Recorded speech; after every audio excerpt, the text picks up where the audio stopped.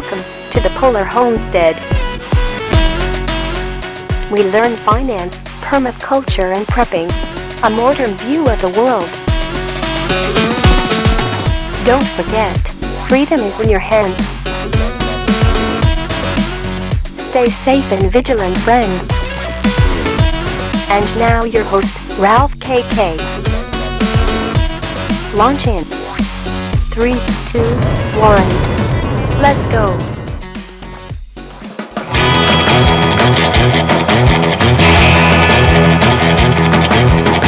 Welcome to the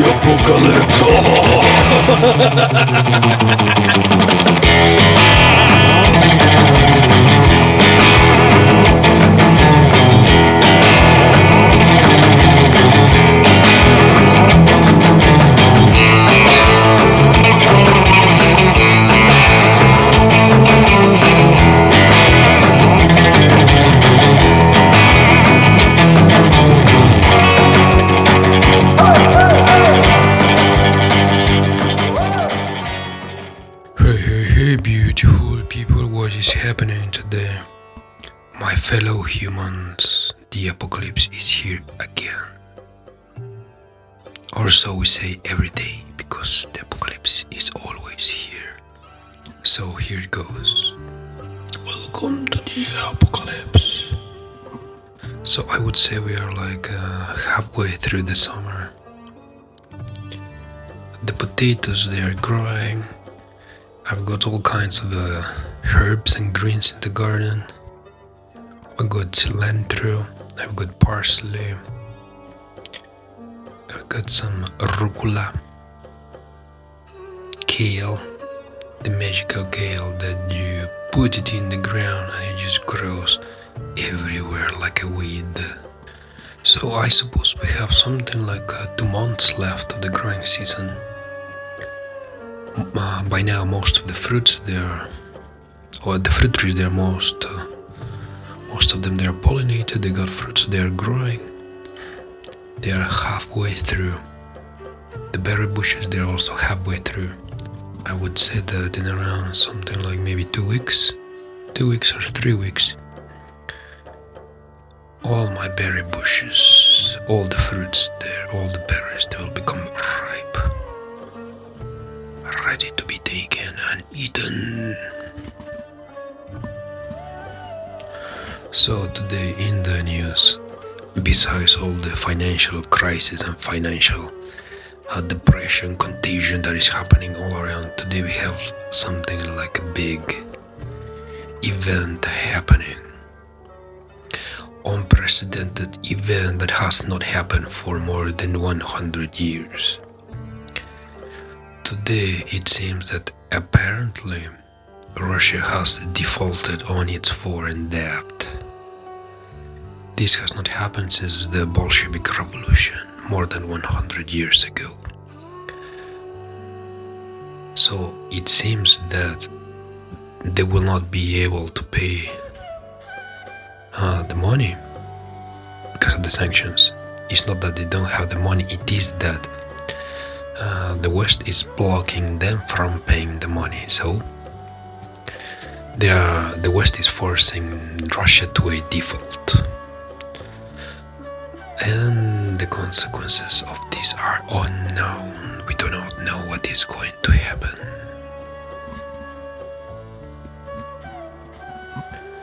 I mean, we don't really know what dominoes are going to fall after this. There will be contagion and it will spread all around. But like I said, nobody really knows what's going to happen. So today, June 27, 2022,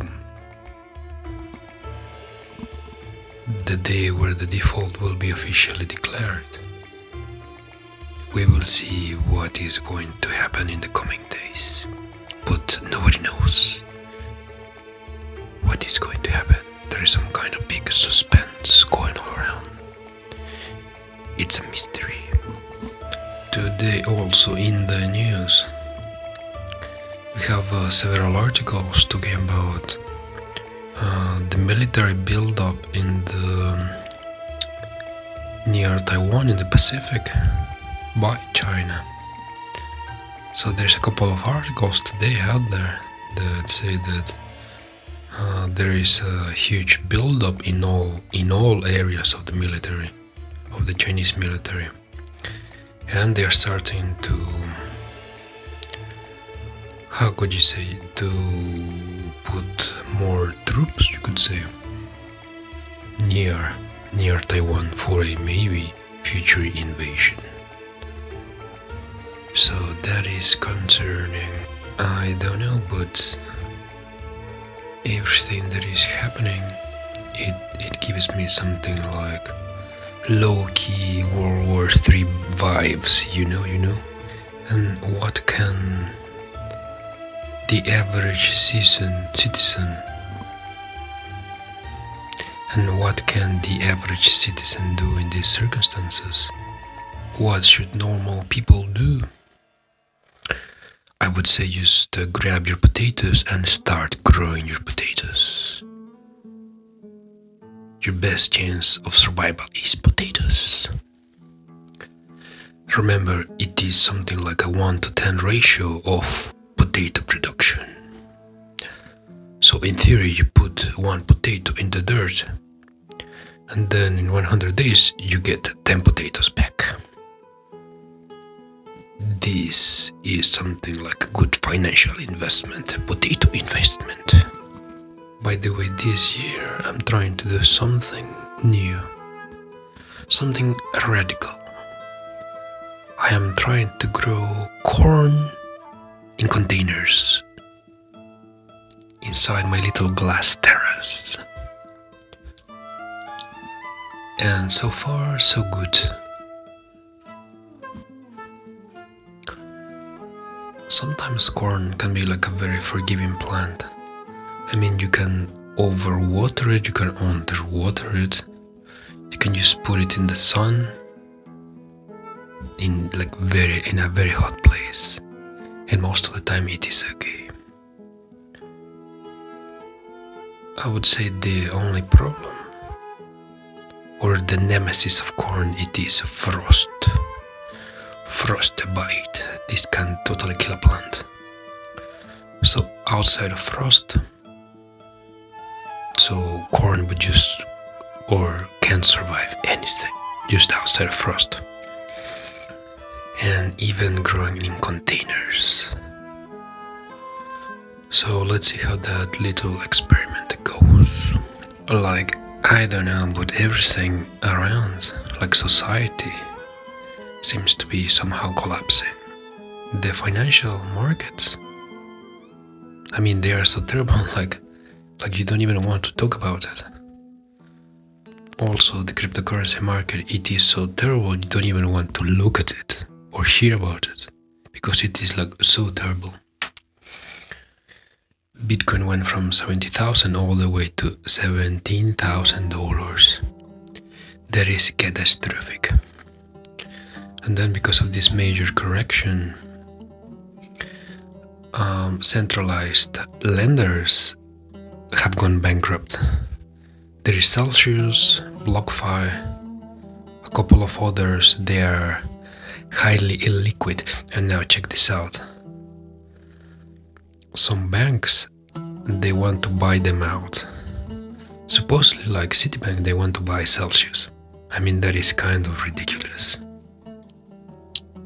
Ridiculous, because cryptocurrency is supposed to be decentralized.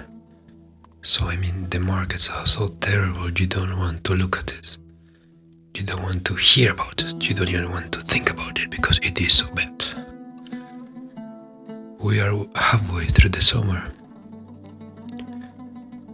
I would say just grab your stuff, go to the sea and stay there 1 month near the sea somewhere, and just try to chill for 1 month, because things are so terrible, you just don't want to hear anything about anything. And so we have all these, you could say, strange things happening all around us. Like the last 3 days, for example, It's been Lithuania. It has been cyber attacked for 3 days, non-stop. Lithuania. It's a hacker group which is supposed to be based in Russia. This is a retaliation for what Lithuania did to Kaliningrad. So they stopped the free flow of goods. So any trains going from Russia to Kaliningrad, they have to go through customs through Lithuania. So they decided to follow the sanctions imposed by the USA. So most of or 50% of the stuff cannot go through. So for the last 3 days, Lithuania has been cyber attacked non-stop. I suppose the hacker group is just testing the vulnerabilities of this country to see how far they can get. And in theory, you can knock out like a critical infrastructure through cyber attacks, like electricity, water, gas, internet providers. Anything that is connected to a computer can be hacked and can be compromised, can be destroyed. But you might say, okay, so how a cyber attack can make the lights go out in my house? Okay, so the power plant is connected to the internet. Everything nowadays is connected to the internet. So the power plant, they follow their rules electronically. So if a hacker takes control of the systems of the power plant, they can very easily make something malfunction, which can stop the flow or can destroy a critical component or system inside the power plant. They could make like some capacitors overheat, explode, and that's it. The power plant is off. It really depends how advanced the attack is. They could just destroy the whole plant, depending how advanced these hackers are. So yes, indeed, cyber attacks are a new kind of warfare, which is very effective. Now the big question is, are we already in World War III or not? This is the question, the $1 million question. Are we in World War III or not? Well, if you look at history, wars usually they last for years, decades, and sometimes even hundreds of years. For example, England was officially at war with France for more than 100 years. Can you imagine that? More than 100 years officially at war with another country. It's a long time. And the past world wars, World War I, World War II, they took decades to unfold. Let's say 1 decade. And here's the funny thing, here's the kicker. If you are going through a world war, you usually don't know that you are in one until you are halfway through. Halfway through, it is the time where all the participating countries have officially declared war at each other, and they are officially trying to attack each other. This is usually halfway through. So, if we are in World War III, we are just at the very beginning of this. like nobody has obviously declared any official status of war against anybody, but there is all this alternative ways of warfare, like economic sanctions, cyber attacks, economic warfare. We have all these alternative things going on at the moment. So if we are in World War III already, we are like at the very beginning of this. We still have 10 more years to go minimum. Could be 20 years. Or it depends how crazy these things can get. We could be in for 100 years of World War III, I don't know.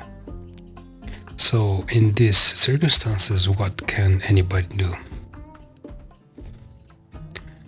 Well, if we are in something like a long period of time of a world war, the best that you can do as an individual would be to continue living your own life at your own pace. Because as an individual, there is really nothing that you can do about it.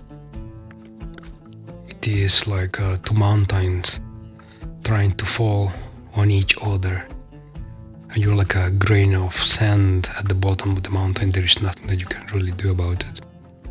So, as an individual, I suppose you should try to live your life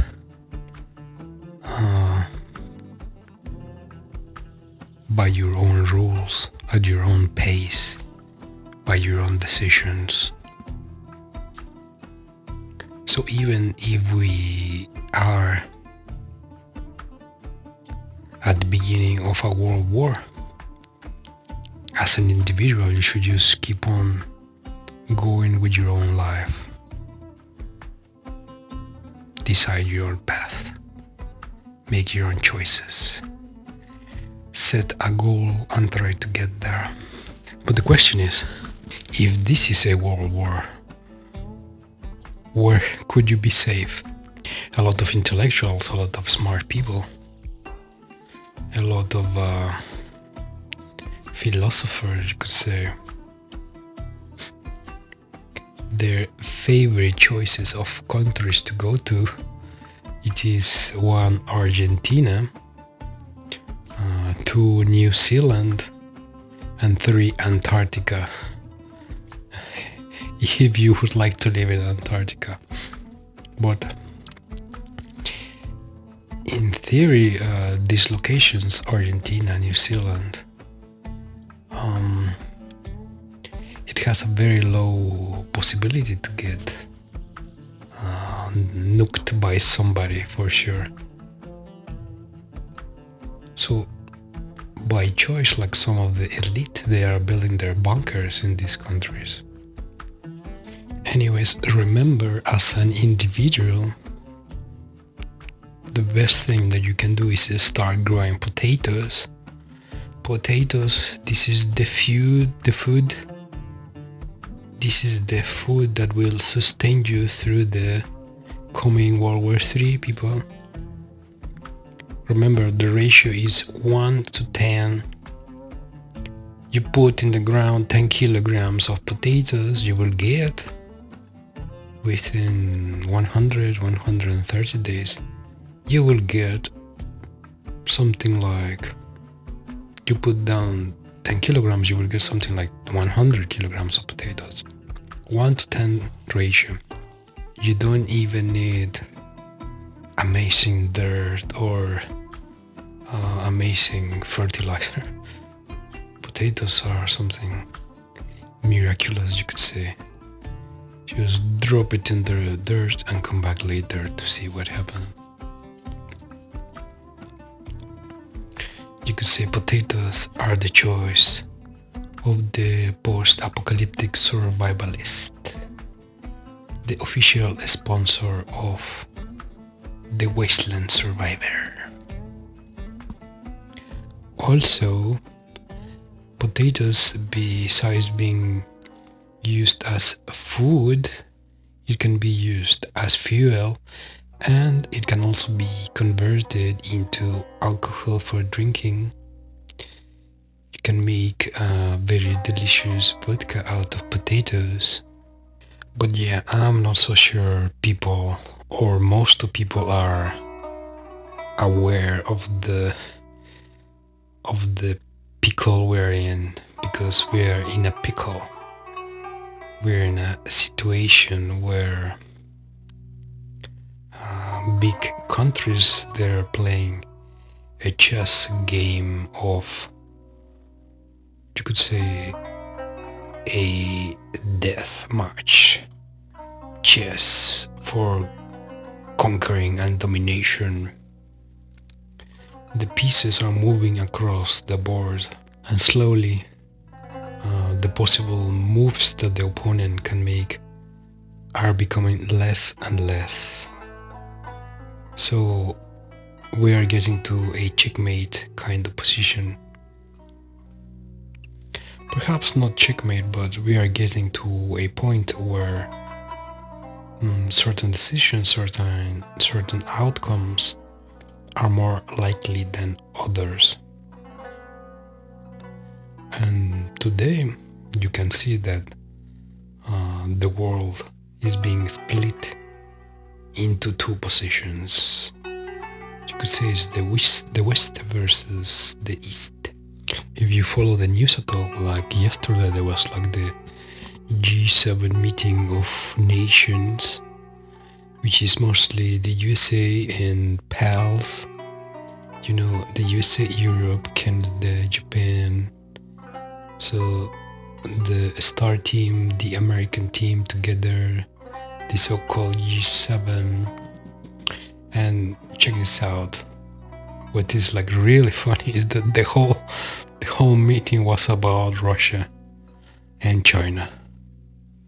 Like, what are we going to do about this and them, and more sanctions left to right, and something to counter their moves and their power and whatever. I mean, the USA itself is falling apart from the inside, and the leadership of this country, they only care about, and the leadership of the USA, they only care about fighting with China and Russia. Instead of looking inwards, they're just looking outwards. In the USA, there is a huge amount of homeless people because of the economic situation, because it is really bad. So you can go to major cities and they have a huge problem with homeless people and drug addiction and all this kind of bad stuff.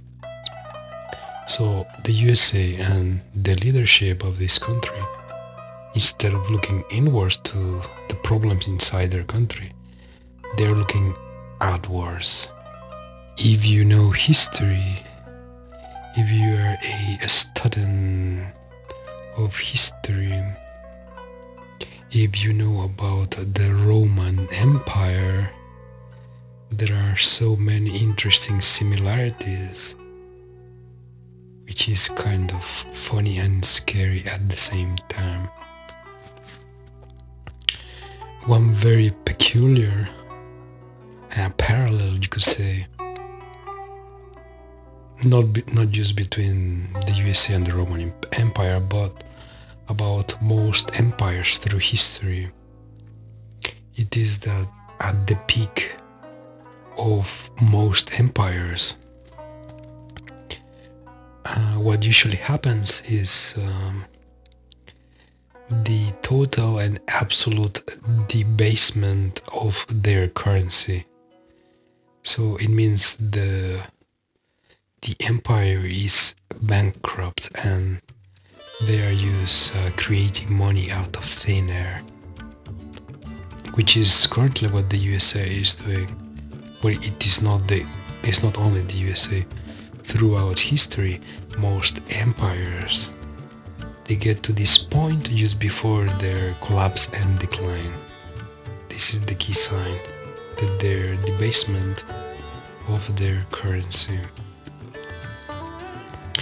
probably next podcast is going to be about the rise and fall of the Roman Empire. So that's all for today. I will see you next time. Enjoy the music, enjoy the weekend.